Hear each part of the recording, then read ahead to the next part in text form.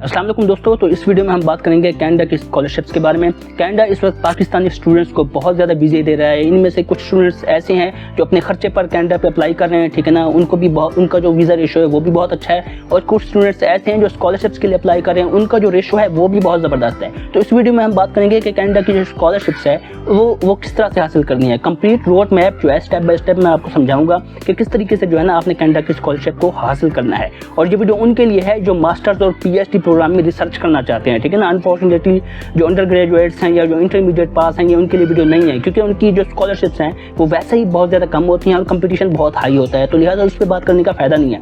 जो मास्टर्स और PhD programme में रिसर्च करना चाहते हैं, ठीक है ना, ये उनके लिए है कि उन्हें किस तरीके से जो है ना स्कॉलरशिप हासिल करनी है। तो इसमें जो सबसे पहला स्टेप होगा वो ये होगा कि आपने सुपरवाइज़र को फाइंड करना होगा। अब सुपरवाइज़र मतलब है उसको किस तरीके से फाइंड करना है, उसका जो है ना बहुत ही सिंपल रास्ता है, ठीक है ना। पहले तो आप जो आपका एरिया ऑफ रिसर्च है उसको सिलेक्ट कीजिए, ठीक है ना। आपका क्या बैकग्राउंड है, किस में आपने रिसर्च की हुई है पास्ट में, या किस में आपकी स्किल है, किस में आपका इंटरेस्ट है, ठीक है ना, क्या आपकी फील्ड है, उसको आप जो है ना वो शॉर्टलिस्ट कीजिए, ठीक है। उसको शॉर्टलिस्ट करने के बाद जो है ना आपने फिर यूनिवर्सिटीज़ को शॉर्टलिस्ट करना है जो कनाडा की यूनिवर्सिटीज़ हैं, जिसमें यूनिवर्सिटी ऑफ एल्बर्टा है, यूनिवर्सिटी ऑफ ब्रिटिश कोलंबिया है, यूबीसी जिसको बोलते हैं, ठीक है ना। इस तरीके से आपने यूनिवर्सिटीज़ को शॉर्टलिस्ट करना है जो आपके एरिया ऑफ इंटरेस्ट में रिसर्च करवा रही हो, काम कर रही हो, ठीक है ना। जहाँ पे प्रोफेसर या सुपरवाइज़र जो है ना जिसमें रिसर्च कर रहे हो, आपने उनको जो है ना शॉर्टलिस्ट करना है, ठीक है ना। यूनिवर्सिटीज़ को शॉर्टलिस्ट करने के बाद, ठीक है ना, आपने उनकी वेबसाइट को ओपन करना है और वहाँ से अपने फैकल्टी और स्टाफ के सेक्शन में सुपरवाइज़र्स को देखना है, ठीक है ना। और ऐसे सुपरवाइज़र तलाश करने हैं, उनको शॉर्टलिस्ट करना है जो आपके एरिया ऑफ रिसर्च से लिंक हो, उसके मुताबिक जो है ना आपने वो काम कर रहे हो, ठीक है ना। फॉर एग्जांपल आपका एरिया ऑफ इंटरेस्ट है आईटी, ठीक है ना, आपकी जो मतलब है वो बैकग्राउंड है उसमें वो साइबर सिक्योरिटी पे आप काम करना चाहते हैं, तो उन प्रोफेसर्स को मतलब सुपरवाइज़र को अपना शॉर्टलिस्ट कीजिए जो साइबर सिक्योरिटी पे ऑलरेडी जो है ना रिसर्च कर रहे हो, ठीक है ना।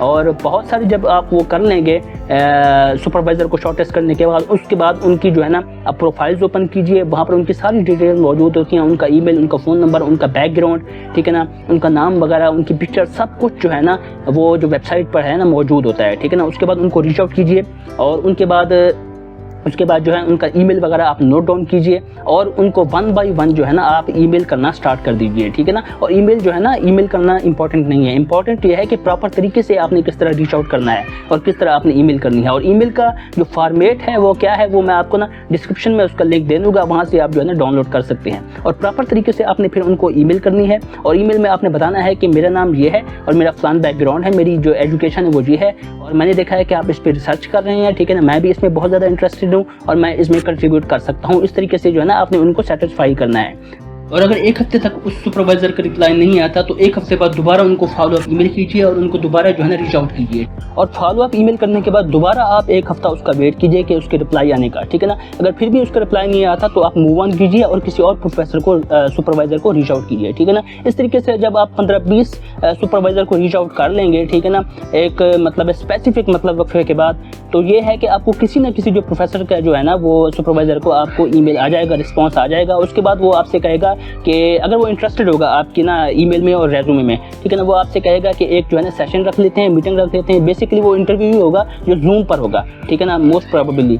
तो जो है ना एक जूम मीटिंग रख लेते हैं, तो उसमें वो आपसे ना क्वेश्चंस पूछेगा और कुछ आपका बैकग्राउंड के बारे में पूछेगा। बेसिकली वो फिर सेटिस्फाई होना चाहेगा कि जिसको हम स्कॉलरशिप प्रोवाइड कर रहे हैं वो इस काबिल भी है या नहीं है, ठीक है ना। अगर वो वहाँ से आपके इंटरव्यू से अगर वो सेटिस्फाई होता है, ठीक है ना, तो फिर वो जो है ना आपको एक्सेप्टेंस लेटर जो है ना वो जारी कर देगा कि ठीक है मैं आपको फंड करने के लिए तैयार हूँ। कुछ प्रोफेसर जो है ना समटाइम्स ऐसे केसेस भी होते हैं कि वो रिस्पॉन्स नहीं करते इस वजह से कि उनके पास फंड नहीं होते, ठीक है ना। यूनिवर्सिटी उनको फंड जारी नहीं करती स्कॉलरशिप्स के लिए।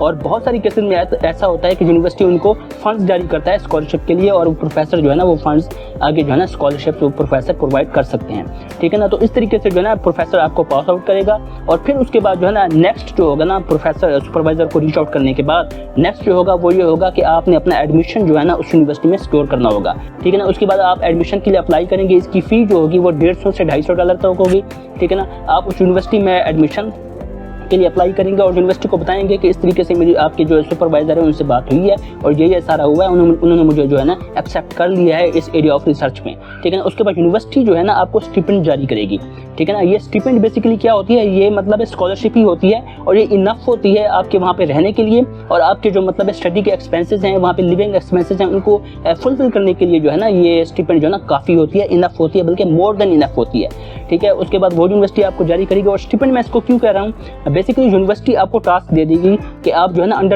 जो अंडर ग्रेजुएट्स हैं यूनिवर्सिटी में उनकी लैब कंडक्ट कराइए, ठीक है ना, जिसको टीचर असिस्टेंटशिप भी बोलते हैं, ठीक है ना। वो जो है ना यूनिवर्सिटी आपसे कराएगी, आप लैब कंडक्ट कराइए या जो है ना आप मतलब इन्विजिलेटर्स बन जाइए, ठीक है ना। उसके बदले में हम आपको स्टिपेंड जारी करेंगे। तो बेसिकली ये एक वर्क के बदले में ना वो आपको उसकी उजरत दे रहे हैं, ठीक है ना। बेसिकली वर्क वीज़ा एक किस्म का हो गया, ठीक है ना, पार्ट टाइम वर्क हो गया।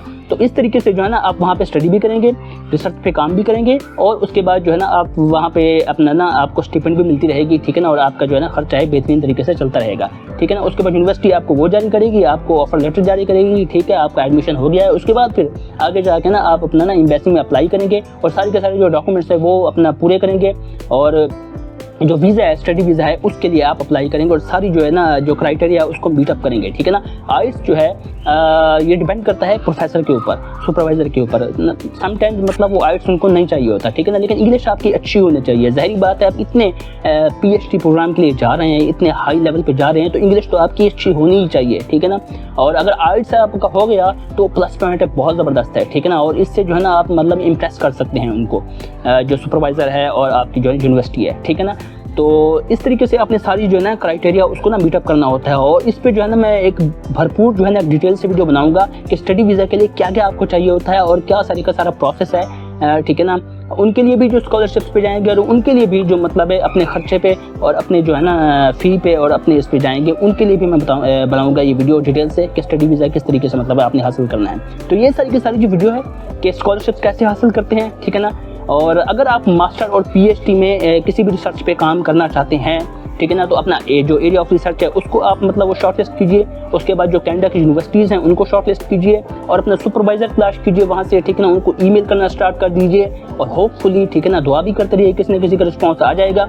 और जैसे ही उनका किसी न किसी का मतलब रिस्पॉन्स आता है तो उनसे एक बेहतरीन तरीके से मतलब है अपना ना बात कीजिए, अपना इंटरव्यू दीजिए, ठीक है ना। और वहाँ से जो है ना आगे फिर वो ना यूनिवर्सिटी का मामला आ जाता है, फिर आपने ना एडमिशन सिक्योर करना होता है, ठीक है ना। तो सबसे पहला जो मतलब मरला है वो ये है कि आपने सुपरवाइज़र जो है ना उसको तलाश करना है, उसको सिक्योर करना है, क्योंकि ये बहुत ज़्यादा ज़रूरी है, ठीक है ना। तो ये सारी का सारा जो है ना रोड मैप है कनाडा की स्कॉलरशिप हासिल करने का, और कोई रोड मैप नहीं है, ठीक है। जो अंडर ग्रेजुएट्स हैं या जो इंटरमीडिएट पास हैं, ठीक है ना, वो मतलब इसकी तैयारी कर सकते हैं, ठीक है ना, कि वो अपना ये फील्ड मतलब चुन ले जिसकी बहुत ज़्यादा डिमांड हो कनाडा में, ठीक है ना, आगे जाके।